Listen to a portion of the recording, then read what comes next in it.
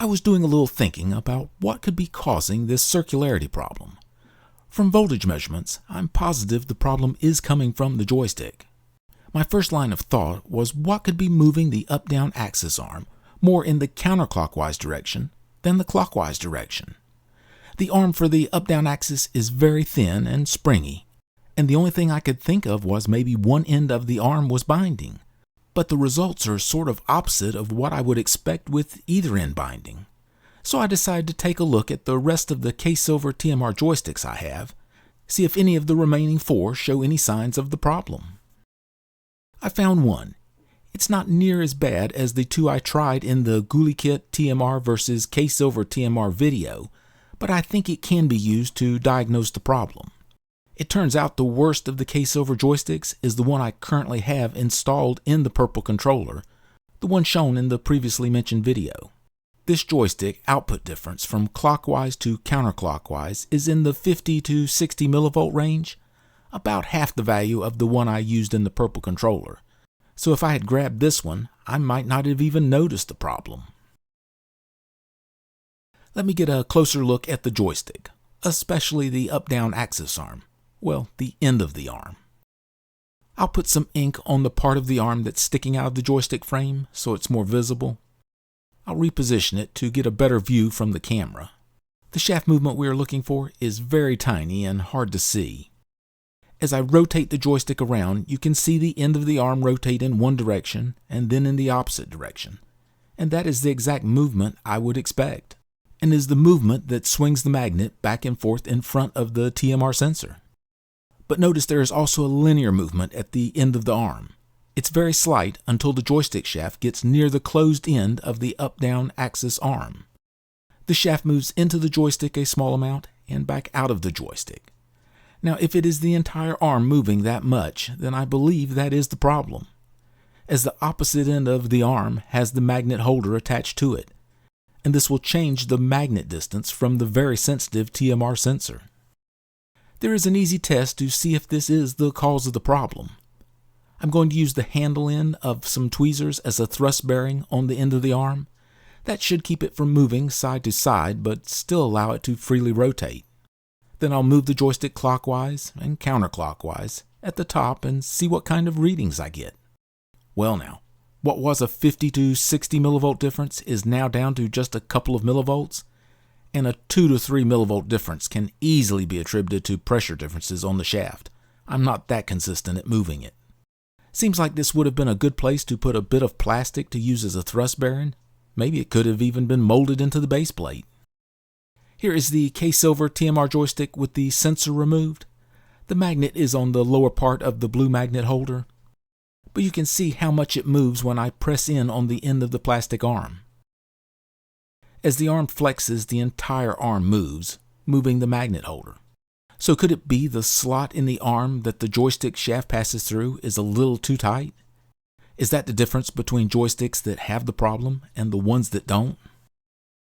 Here is the purple controller with the K-Silver TMR joysticks and the Circularity thumb knobs. And the left joystick is the one acting up. Now it's not as bad as when the joystick was new. A definite improvement, and I would say it has somewhere between 10 and 15 hours on it, so not really that much use. It might be a week of play and the circularity problem might go away, but let me see what I can do about it. The up-down arm is moving in and out a tiny bit when I move the joystick left and right.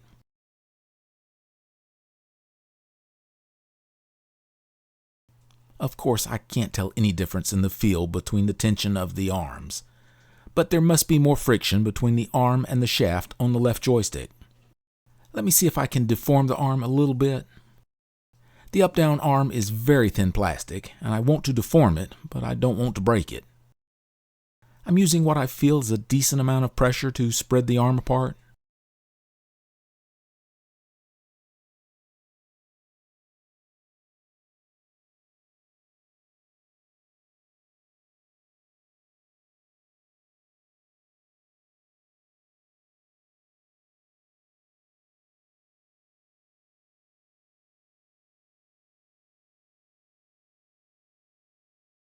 I still see a very tiny amount of arm movement, but it did improve.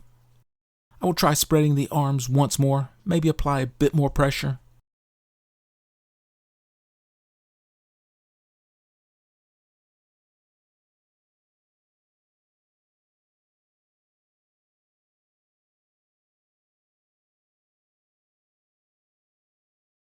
Okay, I'm happy with that. I'll put the board back in the controller and see what it looks like. Now I don't have the controller completely back together. I have the knobs on, the board in place, and the battery holder is screwed in. It looks like I get the same circle whether moving clockwise or counterclockwise, and that is what I'm looking for. So I'm going to put the controller back together and give it a go. After deforming the up-down axis arm, I will calibrate the controller again. I'll speed through it, doing the center calibration first, then the range calibration, rotating 3 times in one direction, and then 3 times in the opposite direction, just like I did in the previously mentioned video, and I'm using a light pressure on the thumb knobs. Then I'll save the changes. Now back to the Gamepad Tester website.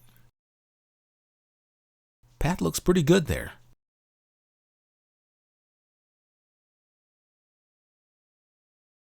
Let me do the circularity.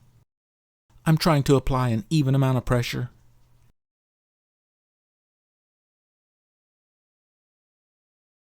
And that looks very good.